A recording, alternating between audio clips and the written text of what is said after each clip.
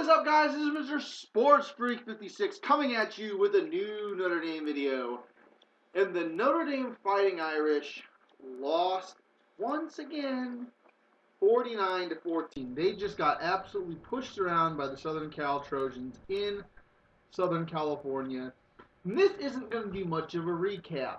This is going to be straight hate.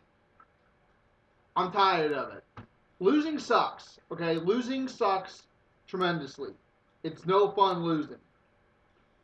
What sucks worse is when people come out of the woodwork and start saying things that make no sense, A, and B, totally act like a bunch of bandwagoning fans. Notre Dame is having issues right now. Yes, it happens. It's football. The last few games that Notre Dame has lost, they've lost in heartbreaking fashion. Not a big deal in my opinion. You lose, yes, it stinks. You lose to a team that is not as good as you or considered worse than you, then yes, it sucks. And it's no fun, and that's how it rolls. But Notre Dame, for the most part this season, except for the Arizona State game and except for Southern Cal, for the most part, have kept games extremely close, and they have played well at times and put up a very good fight. Yes, they have a crappy record, crappier than most Notre Dame fans are accustomed to, especially with the players that we have on the Notre Dame roster. But what totally gets me tangled up and pissed off and mad are you fans that are saying fire Brian Kelly and let's not accept an invitation to a bowl game. And this season was a total joke. No, the season was not a total joke. Notre Dame won good games. Notre Dame had a lot of fun playing these games. They did well at times. It was not a joke. You're a joke for saying that. You are a joke. You're no Notre Dame Irish fan. If you want to say that, you're not a true fan. Period. The season was not a joke. The season was successful because Notre Dame makes it to a bowl game. Period.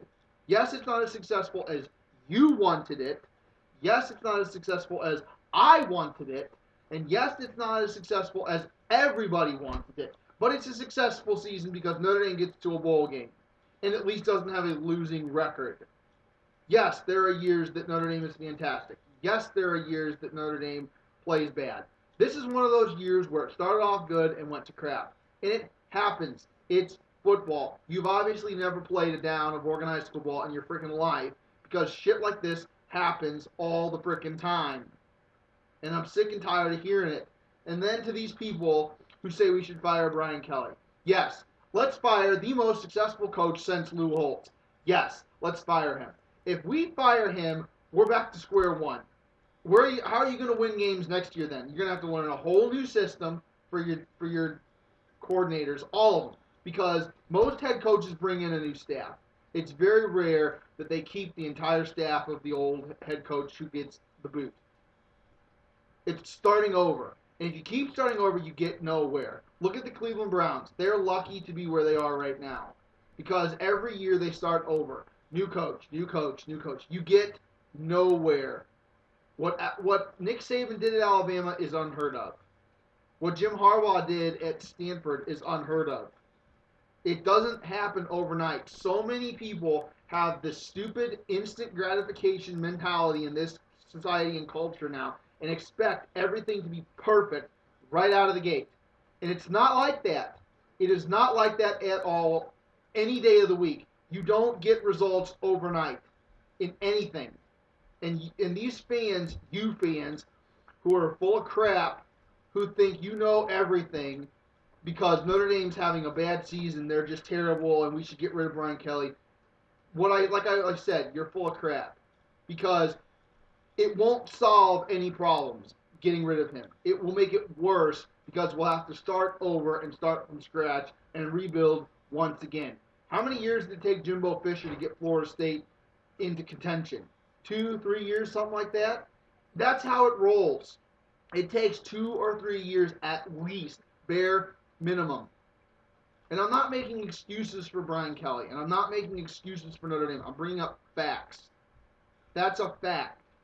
And the fact of the matter is, this season, our defense was hurt tremendously by injuries and by inexperience.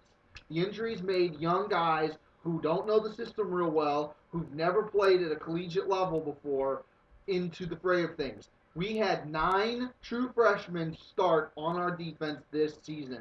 Think about that. 9 out of 11 players on your defense were true freshmen during this season. That's how it is. You're going to make mistakes when you're young. The youngest teams in the NFL make the most mistakes. Last year, Miami was number 1 in the NFL for penalty yards.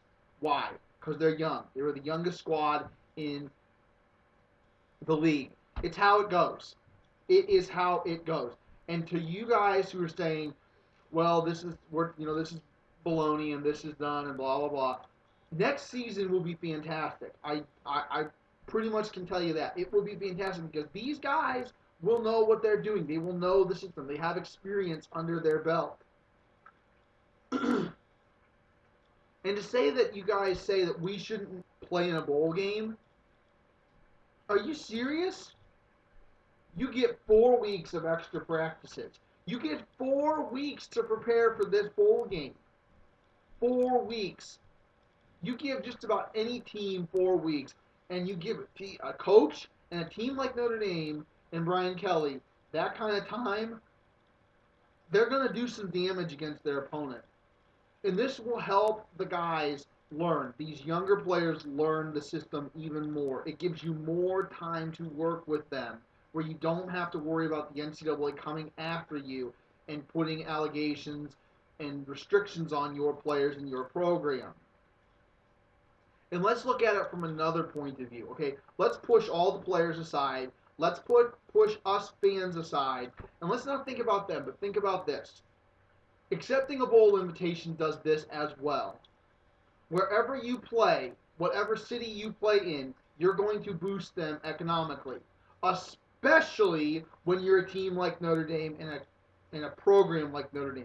Because Notre Dame has one of the biggest and best fan bases and traveling fan bases in the world and country. And if we play in Tampa, Florida, think of how much more money Tampa's going to get. Or if we play in Dallas, think of how much more money Dallas is going to get. It's good for the economy. It's good for local businesses. It's good for the sporting world. It's good for the players. It's good for the fans. You guys who say that we shouldn't play in a bowl game, you're full of crap. You are not a true Notre Dame fan. You need to go to the door and get out of here. Like, take your Notre Dame stuff and throw it away and get out of this fanhood. Because you're not a true fan. You root for your team no matter what, through thick and thin. And if you want to have that kind of an attitude, there's the door, and don't let it hit you on the way out. See ya. Bye-bye. So, like I said, I will root for Notre Dame no matter what happens. This is a bad season. But it was a good season as well. Lots of cool wins, lots of fun times. Shutting out Michigan, I mean, that was a fantastic time. And yeah, Michigan wasn't good, but think about it. Like I said in the Michigan video, it had been 3 decades, 30 years since Michigan got shut out in any game, home or away. Think about that. I don't care who you are. That's fantastic. I don't care how crappy Michigan was. That's awesome. So, pros and cons, guys. Yeah, it was a disappointing season somewhat, but future looks bright. And we're getting some nice recruits. I don't know if you guys have been paying attention to the recruiting board and whatnot, but we got some cool dudes coming in. So, as always, have a great day, guys, and go Irish.